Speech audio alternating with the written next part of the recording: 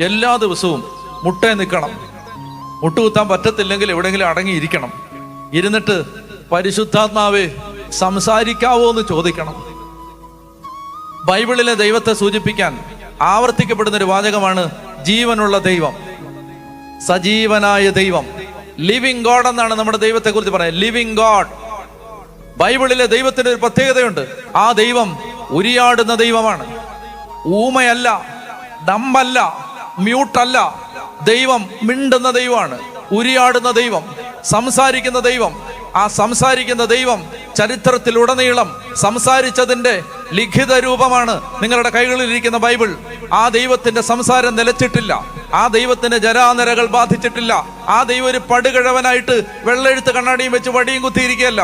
ആ ദൈവം ഇപ്പോഴും സംസാരിച്ചുകൊണ്ടിരിക്കുകയാണ്. ഈ കാലഘട്ടത്തിൽ ആ ദൈവം സംസാരിക്കുന്നുണ്ട്. നിന്റെ കുടുംബത്തെക്കുറിച്ച്, നിന്റെ സഭയെക്കുറിച്ച്, നിന്റെ വീടിനെ കുറിച്ച്, നിന്റെ സ്വപ്നങ്ങളെ കുറിച്ച് ആ ദൈവം സംസാരിക്കുന്നുണ്ട്. എവിടെയാ നമുക്ക് കാലിടറിയെന്നറിയാവോ? നമ്മളിത് കേൾക്കാൻ ഇരുന്നിട്ടില്ല.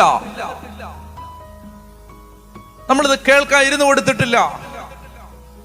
പറയണം, കർത്താവേ ദൈവത്തിന്റെ പദ്ധതി എന്താ ചോദിക്കണം. എക്സ്പീരിയൻസ് കൊണ്ട് ഇറങ്ങരുത്, അനുഭവം കൊണ്ട് ഇറങ്ങരുത്. കർത്താവേ എന്റെ മക്കളെ കുറിച്ച് എന്താ, ഏത് സ്കൂളിൽ വിടണം ചോദിച്ചിട്ടുണ്ടോ നിങ്ങള്?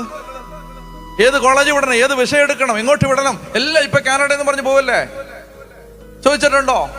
കർത്താവേ എന്റെ കുട്ടിയെ കുറിച്ച് എല്ലാവർക്കും ഒറ്റ ഓപ്ഷനേ ഉള്ളൂ, കാനഡ അയർലൻഡ്, കാനഡ അയർലൻഡ്. ചോദിച്ചിട്ടുണ്ടോ നിങ്ങൾ? കർത്താവേ എന്റെ കുഞ്ഞ് കാനഡയിലാണോ പോകേണ്ടത്? കാനഡയിൽ പോയി എന്റെ കൊച്ചു രക്ഷപ്പെടുവോ? കാനഡയിൽ പോയി ഈ കൊച്ചു ആത്മാവിനെ അറിയുവോ?